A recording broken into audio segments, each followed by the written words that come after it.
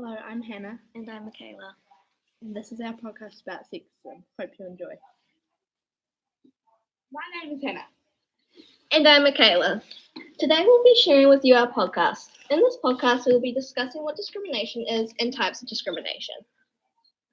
One of the most common types of discrimination is sexism, and that is what we'll be focusing on in this podcast. One of the main things that helps sexism grow is gender stereotyping. We will be talking about gender stereotyping above all things in this podcast. We'll be sharing with you some people's experience with you later on. You can't talk. Next, we are going to do a segment where me and Makayla read and down some sexist statistics, all that stuff. And we are having a competition to see who can get the most. I want to go first. No, I want to go first. No, me. Not me. Me. Scissors, rock. Paper, scissors, rock. I did scissors, you did paper. Totally. Totally. Okay. You can start. Did you know that most dress is very sexist? Because most of them say that females can't wear tank tops because their shoulders are too distracting or their bra straps are too distracting. Boys are allowed to wear tank tops. This is so sexist. I can't believe it. Really, Makayla? Yep. Okay. What do you think about it? I think it is very true because you don't really see girls wearing tank tops in school. You might see them running out with friends, but in school it's a different story. Okay, anyway, I have another one. Women are 47% more likely to suffer severe injuries in car crashes because of safety features test on men's muscle mass and body structure.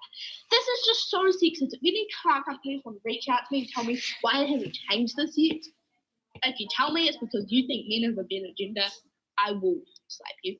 Bias.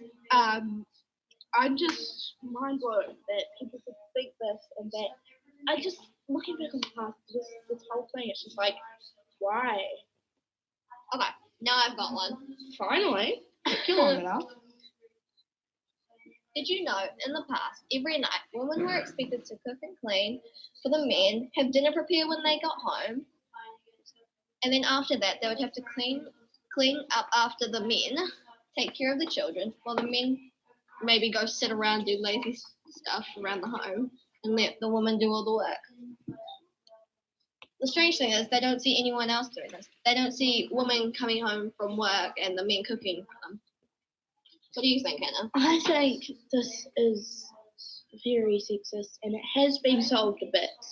This now it's better, but it's still people still believe that women should cook and clean and stay in the house. Sometimes women were told by their husbands that they weren't allowed to leave the house. Your husbands don't control you. You're still your own person. Anyway, now we'll share some stories that we have written. But before we share with you that, we'll share with you what discrimination is. We can't fix it. What is discrimination? You might be asking for this whole podcast. Well, discrimination is when someone is made fun of or judged because of something they can't change. People get judged for things that they cannot change, such as age, weight, religion, gender, or who they like. Like if they like boys and they're a boy, or if they like boys and girls, they're a girl, or like that. The main one that we'll be talking about is gender. And when people get judged because of their gender, the person that the bully is known as being sexist. Me and Hannah have recently shared some speeches, and I will now share a bit of my speech with you. It is based on gender stereotyping. Girls can be athletic, guys can have feelings. Girls can be smart, and guys can be creative, and vice versa. Gender is specific only to your reproductive organs, not your interests, likes, dislikes, goals, or ambitions. This is a quote that I found online. I don't know who the original. They decided to stay anonymous. They did not Yeah. write their name. But we would, if we did know their name, we would have. Now we'll be talking about sexism and gender stereotyping. The whole focus. I know. What is sexism? Well, sexism is when one gender is favored over the other. Like, this is mostly against women, but it can happen against men. So don't think we're just saying it happens against women. Just because we're the girls doesn't mean we're biased. We're biased, okay? Like, lots of people think we're feminist means people think that females better, but it means that both genders should be equal, because feminist is just starts with fem, like female, because females are more commonly discriminated against, sadly. Now I'm going to be sharing with you something that I've learnt from sexism / gender stereotyping. It's called gender roles. Not roles. Roles. Okay, I haven't heard about this before. This is what I found. Some people call you, when you're known as a man or a lady, when people say you need to act manly, they expect you to be strong, muscular, and maybe have a job that includes you having to use your strength. Example. A builder. That was my one. I got this example. Oops. But anyway, when I see a lady, I see someone dressed up, wearing nice makeup and hair, an official office job, and other jobs like a nurse, actually, that's a carpet job. Some people expect women to take care of the children, cook and clean, while men take care of the finances, work on the car, and do home repairs. So gender stereotyping occurs in our daily life, and this is based entirely on whether you're male or female, which I think is not fair, because men and women should be treated equally. Yes, there are some differences between us. That is all physical difference and reproductive organs, as Makayla said earlier. And you really shouldn't be treated differently because of in just attitude ways. Yeah. Like, yes, yes, we are going to girl bus, which makes total sense. But otherwise, just why? Why the girl jobs, I'm doing quotation marks, you can't see me, and boy jobs. Anyway, okay. Oh, wait, no. Never mind. School. Yes, school. So did you know that 68 million girls of upper secondary school age are out of school because of men? And 32 million, you heard that right, million girls are out of primary school because of men again. This can sometimes happen because men are scared that if girls learn what they're learning, they might want to seek power in the future. This can also happen because men sell their daughters to other men to have them as wives.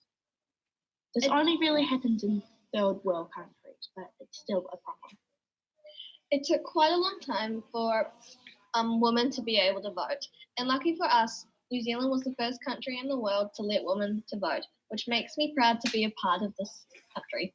And it took 10 years from Hatshepsut's first petition to the last petition that got accepted, but it was hundreds and hundreds of years before that women couldn't vote. And I'm just glad that I can say, well, I'm from New Zealand, and that was the first country that let women vote. That was normally the first step in women and men having equal rights. Okay, now Hannah will share with you something that's happened to her after she shaved her head. So I shaved my head for my friend who has cancer. And I was at school, and a younger boy said to me that I had to be a boy and wear a boy's uniform because I had short hair and my hair was shaved. And I had to explain to him, actually, girls and boys can both have short hair or long hair. It doesn't matter. Because it's just like saying that you can't, and I said to him, it's just like saying that you can't wear shorts because you're a boy, which wouldn't happen. But imagine if that did. And he said, well, that wouldn't be very fair, would it? Well, something along those lines that I couldn't really understand.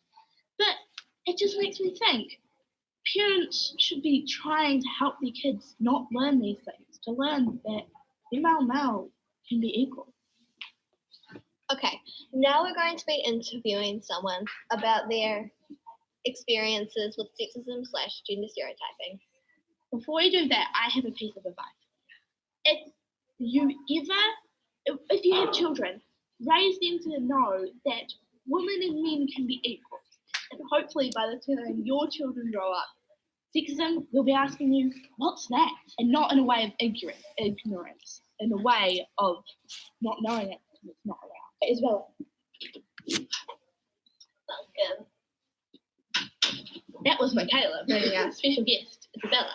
So, Isabella, can you please introduce yourself? Hi, I'm Isabella. I'm 11 years old and I'm a Year 7 student at St. Francis School. I like to play hockey and dance. So, Isabella, as you mentioned, you play hockey. Have you ever experienced sexism on the hockey turf? And if so, can you tell us your story? No, I have not, but I have experienced sexism on the playground at school. Oh, really? What happened? Hey. What was your story and what happened? When I was younger, I used to have long hair that was always in a ponytail. I got teased my hair by boys who thought that boys were better, that thought boys were the better gender and said that I should have short hair because boys were better and boys were supposed to have short hair. How did you feel when this happened? Angry and sad because I thought this was unfair and Well, I am very sorry that this happened to you, Isabella. Thank you for sharing your story. And goodbye. Bye, Isabella. Bye. Thank you. Now we will be sharing with you. I will share another bit of my speech with you, which is also about gender stereotyping, and Hannah will share a little bit of hers afterwards. Well, gender stereotyping is when a boy and a girl are assigned selected roles simply because of their gender.